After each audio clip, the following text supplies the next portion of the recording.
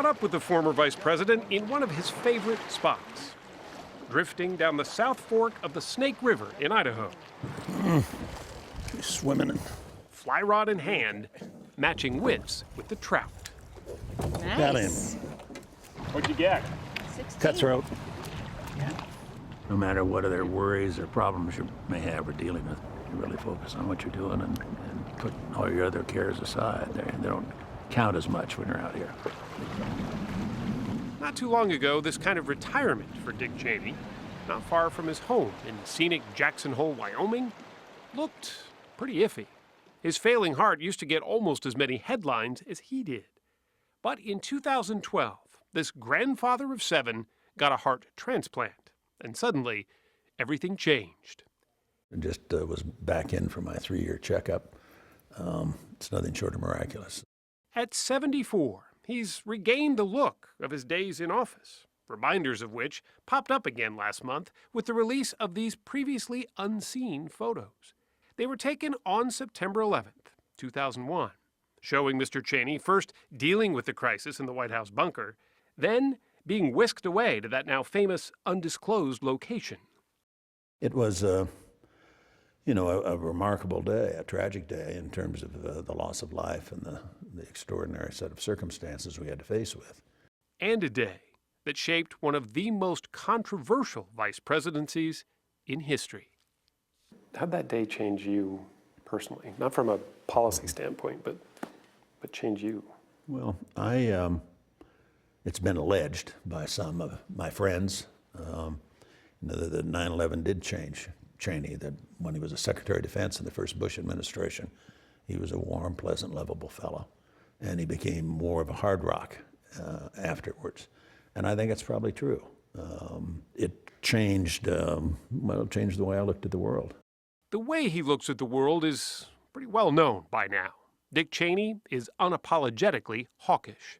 The rest of our troops in Iraq will come home by the end of the year. He was an early critic of the Obama administration's national security policies, especially the troop withdrawal from Iraq and Afghanistan.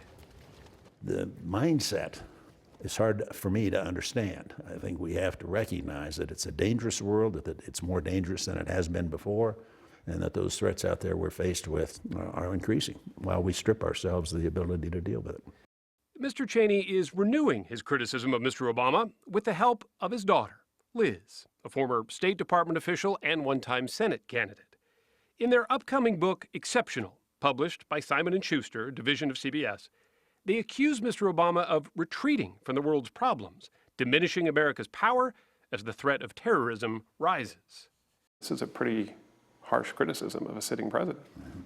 Well, it is a necessary criticism, I think, is the way we both feel about it. That, it's not an attack on him as a person, but it's very much sort of raising the alarm about the policies. Take, for instance, their criticism of the president's recent nuclear deal with Iran. With this deal, we cut off every single one of Iran's pathways to a nuclear program. You say of the deal that the Obama agreement will, 1, lead to a nuclear-armed Iran, 2, a nuclear arms race in the Middle East, and 3, the first use of a nuclear weapon since Hiroshima and Nagasaki. That's a pretty daunting prediction. I think we say it may well lead to the first use of a nuclear weapon since Hiroshima and Nagasaki. And the reality, as my dad has described, is that this deal makes war more, not less likely. But think about what kind of a regime it is. They've violated virtually every agreement they've ever been a party to. I don't think they can be trusted. I think they've demonstrated that repeatedly. The book is an expanded version of an op-ed that Cheney's wrote for the Wall Street Journal last year, where they laid out an argument that many of the GOP presidential hopefuls are now campaigning on. That the rise of the Islamic State is Mr. Obama's fault. Barack Obama became president and he abandoned Iraq. ISIS was created because of the void that we left. Are you really laying the spread of ISIS at the president's feet?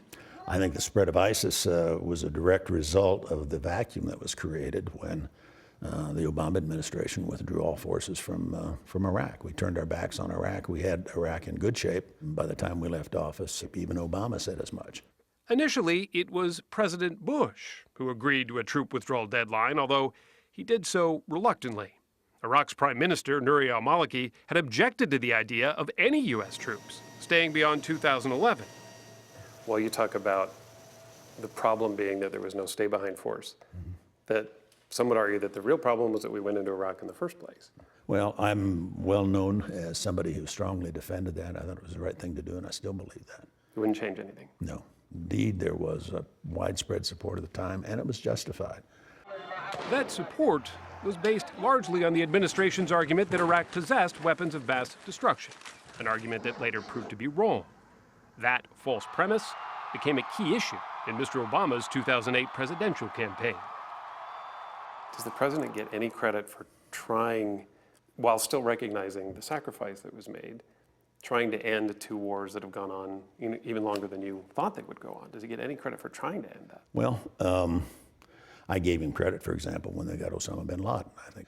But you don't end a war. If you end a war just by walking away from it, that's victory for the other side. Some of his fellow Republicans, however, are uneasy with the intelligence policies the Cheneys want the next president to bring back, including the enhanced interrogation techniques that a Senate panel deemed torture. First of all, it wasn't torture. The waterboarding, for example, torture, that was the most egregious thing we did, supposedly, in the enhanced interrogation program. It was the most significant source of intelligence for us that we absolutely had to have, and that was on al-Qaeda, how big they were, where they were, who their leaders were, what their plans were, and so forth. All of that came out of enhanced interrogation. What do you say to those who say, yes, perhaps they worked, but we sacrificed our values in the process? Well, first of all, I don't believe we sacrificed our values. I think the number one responsibility of senior public officials is to safeguard the nation. Nearly 7 years out of office, Mr. Cheney remains a man not eager to make either apologies or skirt controversy. You know, if you're just nothing but warmth and friendliness and so forth, seriously can't deal with the kinds of issues that I've had to deal with over the years and that I wanted to deal with. It's almost, I think, if you are criticism-free, then you're probably not doing your job. For his daughter, that unyielding nature is one of the most appealing things about him. I know of no one who has been more courageous and dedicated and honorable than my dad in terms of being willing to say, this is absolutely what we have to do, this is the right thing to do, you know, and sometimes when nobody else was willing to do it.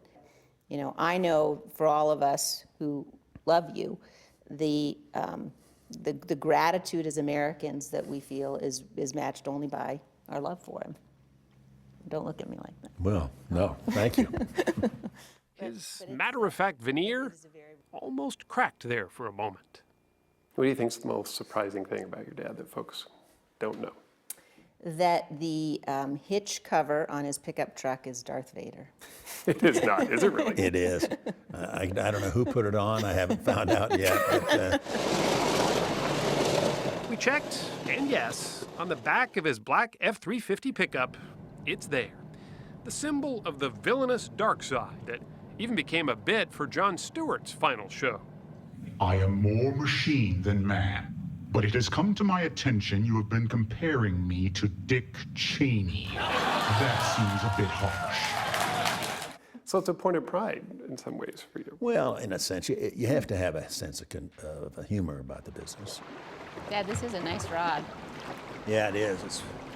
I just bought it last year. His guides back on the Snake River often say that Mr. Cheney picks the hardest fish to catch in the toughest conditions. The more challenging, the better. His approach to politics seems just as targeted.